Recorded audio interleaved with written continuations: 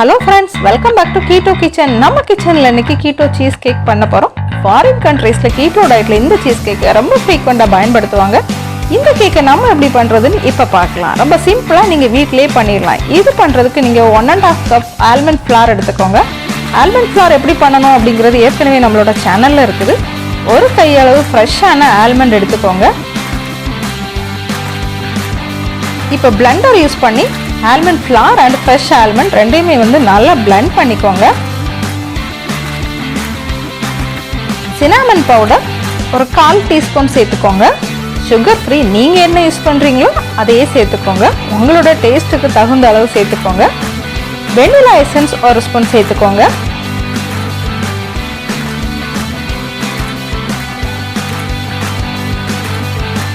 ஒரு ஸ்பூன் அளவு பட்டர் சேர்த்துக்கோங்க. அகைன் எல்லாத்தையும் நல்லா blend பண்ணிக்கலாம். இதுவரைக்கும் நீங்க நம்மளோட சேனலை வந்து சப்ஸ்கிரைப் பண்ணலனா இமிடியேட்டா சேனலை வந்து சப்ஸ்கிரைப் பண்ணிக்கோங்க. கூடவே அந்த பெல் ஐகானை ஆன் பண்ணி ஆல் அப்படிங்கிற ஆப்ஷன்ல வைங்க. அப்பதான் நான் நியூவா வீடியோ போடும்போது இமிடியேட்டா உங்களுக்கு நோட்டிபிகேஷன் வரும்.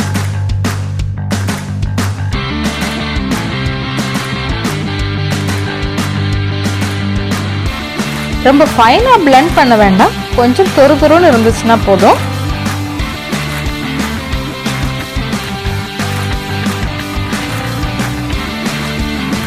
இப்போ ஓரளவு நல்லா blend ஆயிடுச்சு.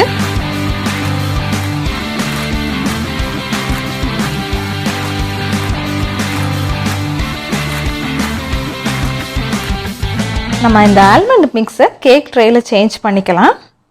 கேக் ட்ரே எடுத்துக்கோங்க. இந்த ஆல்மண்ட் மிக்ஸை கேக் ட்ரேல சேஞ்ச் பண்ணி நல்லா டைட்டா ப்ரெஸ் பண்ணி விடுங்க.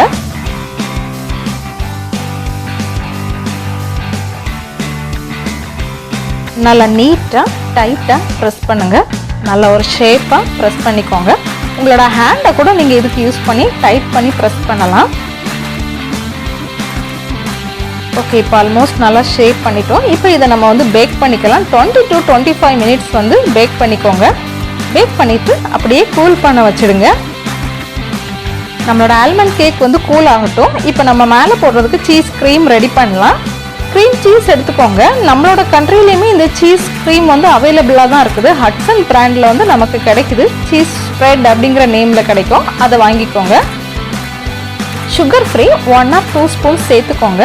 இப்போ மறுபடியும் இதை நம்ம நல்லா blend பண்ணிக்கலாம். இது நல்ல க்ரீமி டெக்ஸ்டர் வர அளவு வந்து blend பண்ணிக்கோங்க. ஆல்ரெடி நம்ம சேனலில் பார்த்தீங்கன்னா ஆல்மண்ட் ஃப்ளாரில் பண்ண ஆல்மண்ட் கேக் இருக்குது, கோகோனட் ஃப்ளாரில் பண்ண கோகோனட் கேக் இருக்குது. நீங்கள் அதையுமே ஒன் டைம் விசிட் பண்ணி பாருங்கள். அப்போ உங்களுக்கு வெரைட்டி ஆஃப் கேக் கீட்டோ டயட்டில் எப்படி நம்ம யூஸ் பண்ணலாம் அப்படிங்கிற ஐடியா கிடைக்கும்.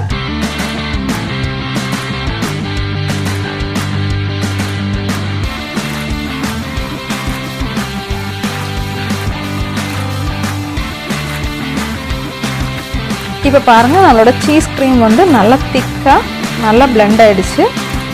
இதை இப்போ தனியாக செப்பரேட்டாக வச்சுக்கோங்க. இப்போ இன்னொரு பவுலில் வந்து ஒரு 1/2 கப் ஹெவி க்ரீம் எடுத்துக்கோங்க. இந்த ஹெவி க்ரீமே அதே மாதிரி நல்லா பீட் பண்ணுங்கள்.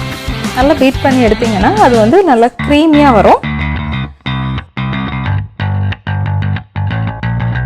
இப்போ நம்ம ஏற்கனவே blend பண்ணி வச்சுருக்கிற சீஸ் க்ரீம், ஹெவி க்ரீம், ஒரு எக், கூடவே கொஞ்சம் சால்ட்டு, ஒரு ஸ்பூன் ஆஃப் வனிலா எசன்ஸ், இது எல்லாமே சேர்த்து மறுபடியும் நல்லா blend பண்ணி எடுத்துக்கோங்க.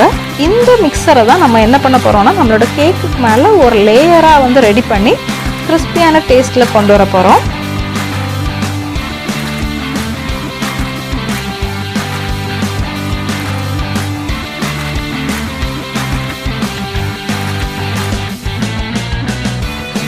இப்போ நம்ம ஏற்கனவே பேக் பண்ணி வச்சுருக்கிற கேக்குக்கு மேலே இந்த சீஸ் க்ரீமை வந்து நல்ல ஒரு திக்கான லேயர் வர அளவு ஈவனாக ஸ்ப்ரெட் பண்ணி விடுங்க.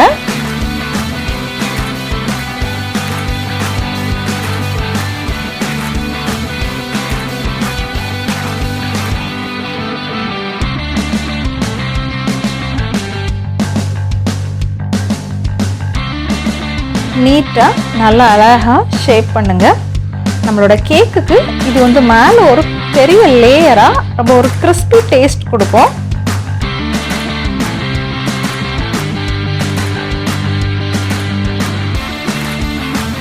ஓகே, நம்மளோட கேக் இப்போ ரெடி ஆயிடுச்சு.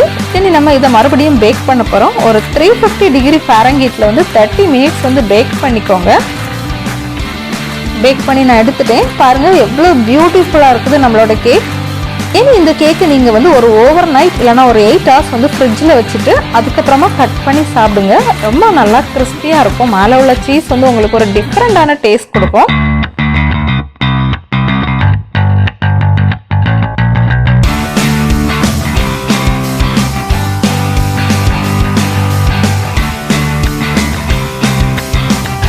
நம்ம சேனலோட டிஷ்ஷஸ் உங்களுக்கு பிடிச்சிருந்தோன்னா லைக் பண்ணுங்கள், ஷேர் பண்ணுங்கள், கமெண்ட் பண்ணுங்கள்.